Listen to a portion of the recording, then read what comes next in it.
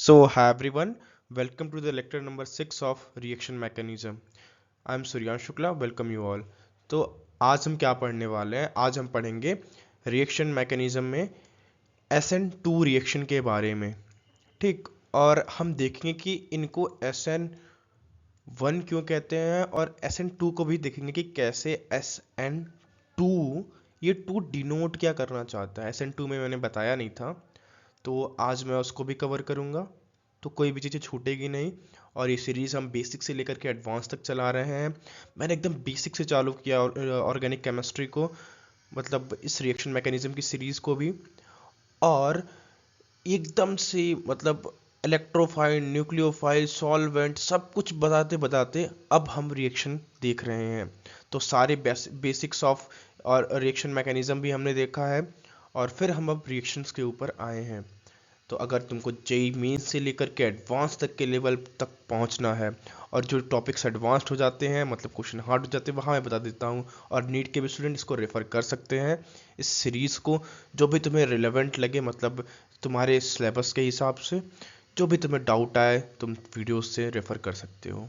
तो चलो चालू करते हैं आज के इस लेक्चर को। तो चलो अब जान लेते हैं कि ये SN1 और SN2 में ये 1 और 2 क्या डिनोट कर रहा है, ठीक।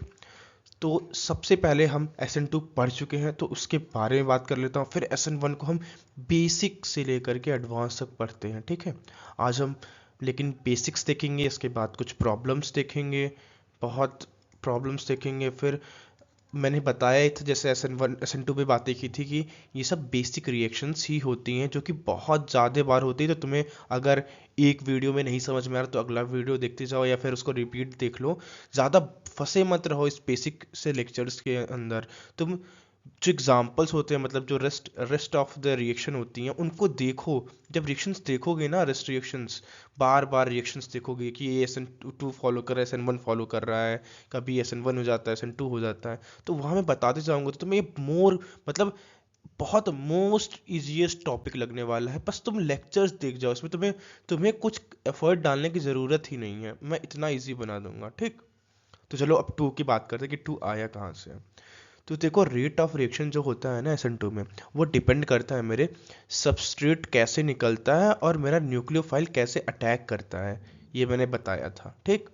तो ये रेट ऑफ रिएक्शन दो चीज़ों के ऊपर डिपेंड करती हैं। तो उस केस में जो मेरा ऑर्डर होता है रेट लॉ का, वो 2 हो जाता है, ठीक।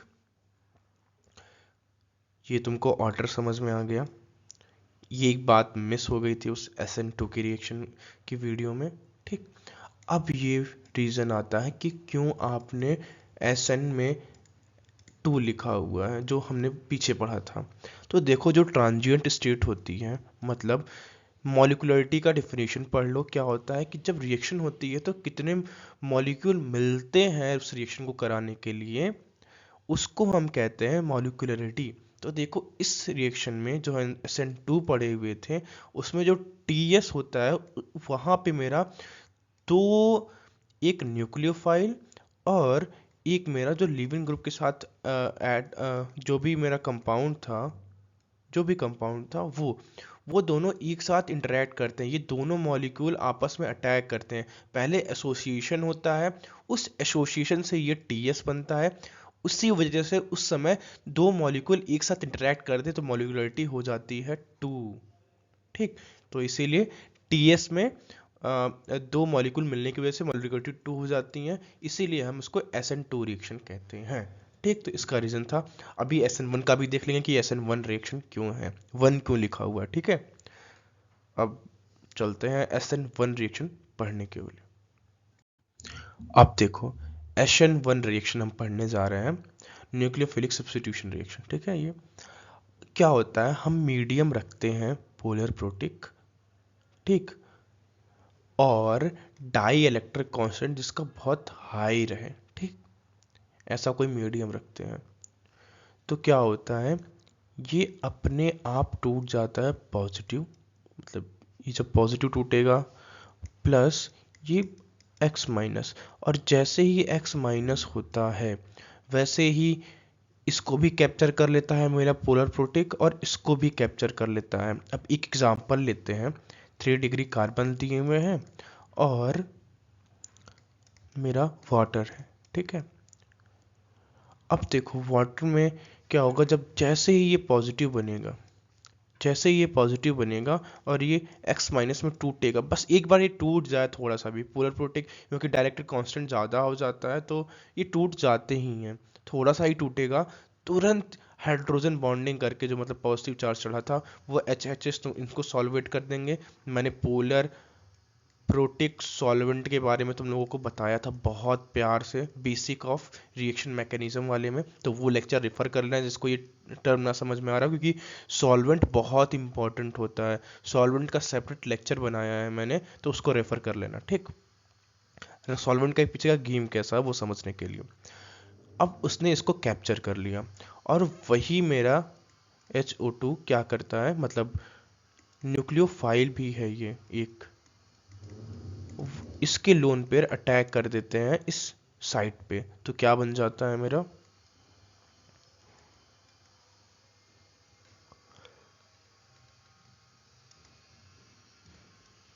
पॉजिटिव चार्ज, ठीक। ये इतनी रिएक्शन होती है, अब आगे क्या क्या होता है वो हम पढ़ते जाएंगे तो समझ में, यहाँ तक बस समझ में आना चाहिए, इतनी एक्सपेक्टेशन रखता हूँ मैं, ठीक है। और एक और कि जब ये साइट मेरी खाली हुई, हाँ, ये साइट जब खाली हुई तो पहले ही इसका मान लो आर कन्फिग्रेशन रहा हो या एस कुछ भी रहा हो, ठीक है, मान लेते हैं आर रहा होगा, आर कन्फिग्रेशन। शायद ये तुमने पढ़ा होगा जब तुम ऑप्टिकल आइसोमेरिज्म पढ़ते हो, अगर नहीं पढ़ा होगा तो लेक्चर्स का वेट करो, पूरा बेसिक से लेकर के एडवांस तक पूरी ऑर्गेनिक केमिस्ट्री इस चैनल के ऊपर आने वाली है, तो चैनल को सब्सक्राइब करके रखना यार, ठीक है। और वीडियोस पसंद आती हो तो लाइक करते जाना, ठीक है, तो मोटिवेशन मिलता है उससे। तो अगर ये आर कन्फिग्रेशन का होगा तो यहाँ पे जब ये टूटता है ना तो ये अब चला गया प्लेन स्ट्रक्चर में, इस पे अटैक आगे से भी हो सकता है पीछे से भी हो सकता है, तो यहाँ पे जो मेरा कंपाउंड बनता है वो R+S दोनों ही स्ट्रक्चर का बनता है, ठीक है।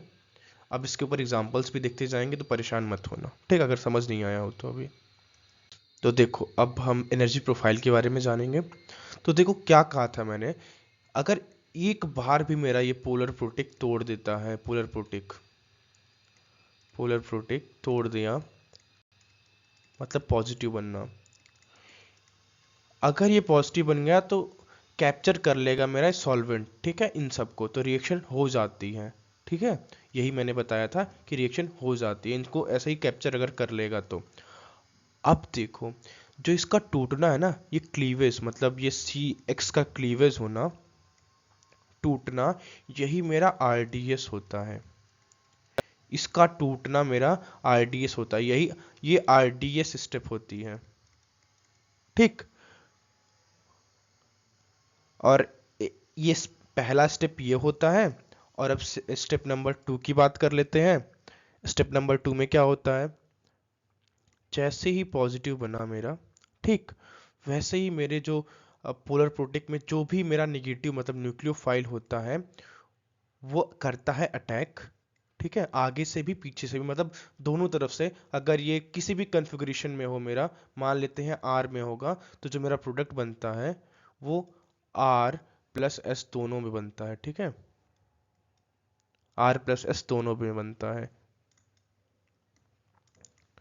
तो ये डबल स्टेप रिएक्शन है मेरी, ये तुमको समझ में आया होगा, ठीक, ये मैंने समझाया। अब वही हम एनर्जी प्रोफाइल के थ्रू देख रहे हैं, ठीक है। सबसे पहले क्या हुआ रिएक्शन, स्टेप नंबर 1, ये देखो क्या है, क्लीवेज हुआ किसका, इस एक्स बॉन्ड का, और बन गया पॉजिटिव, ये बन गया है पॉजिटिव चार्ज, ठीक है। इसका बनना ही रेट डिटरमाइनिंग स्टेप होता है, यही RDS है, क्योंकि सबसे ज़्यादा एक्टिवेशन एनर्जी इसको ही चाहिए होती है।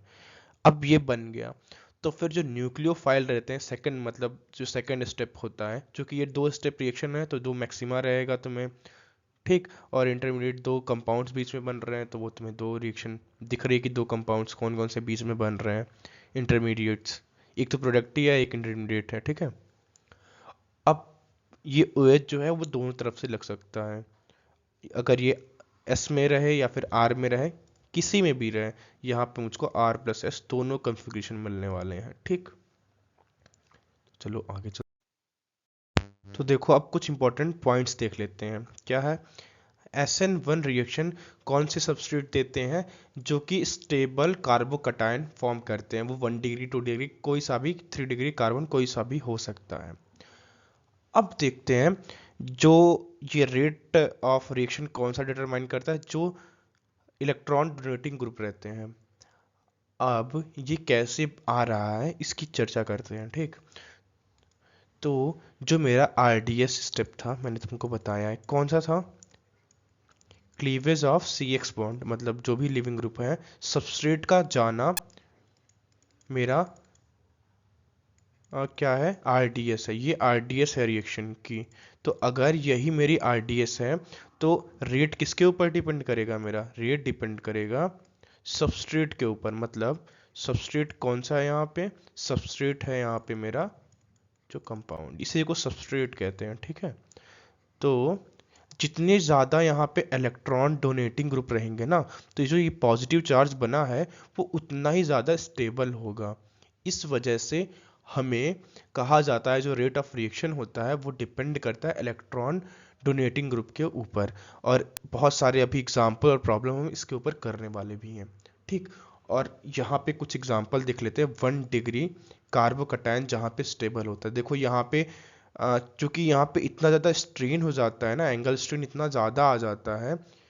ठीक, ये 108 होना चाहिए, 107-8 के करीब में, 108 28 मिनट के आसपास, लेकिन यहाँ पे 60 डिग्री के आसपास होता है। तो इसलिए बहुत ज़्यादा स्ट्रेन आ जाता है। जैसे ही पॉजिटिव चार्ज बनेगा तो ये खुल जाएगा।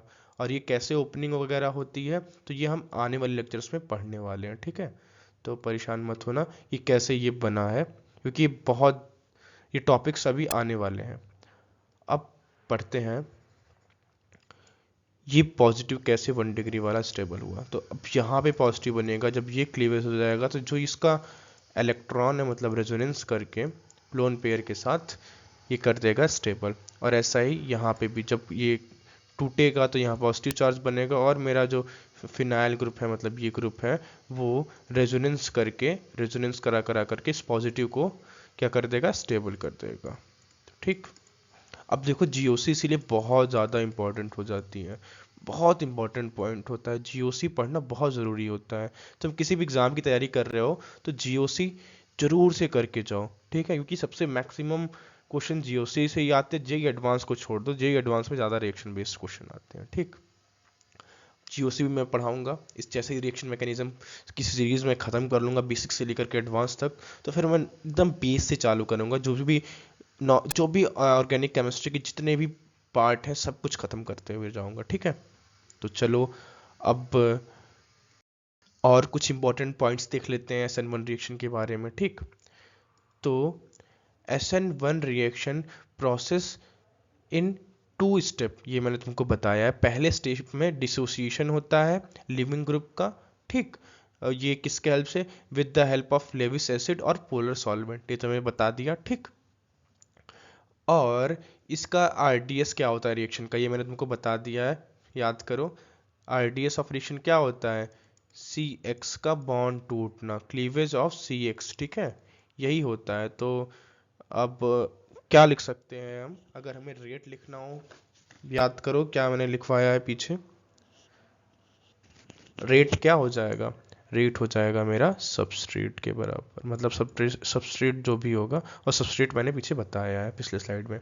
ठीक, फिर एक और पॉइंट यहाँ पे बात करते हैं कि CX बॉन्ड का ब्रेक होना, CX बॉन्ड का ब्रेक होना ही RDS होता है। इसीलिए जो लीविंग ग्रुप एबिलिटी होती है, मतलब जो X जितना तेज मेरा निकल के चला जाएगा, ये जो X है जितना तेज टूट जाएगा उतना ज़्यादा रेट ऑफ रिएक्शन इंक्रीज हो जाएगा।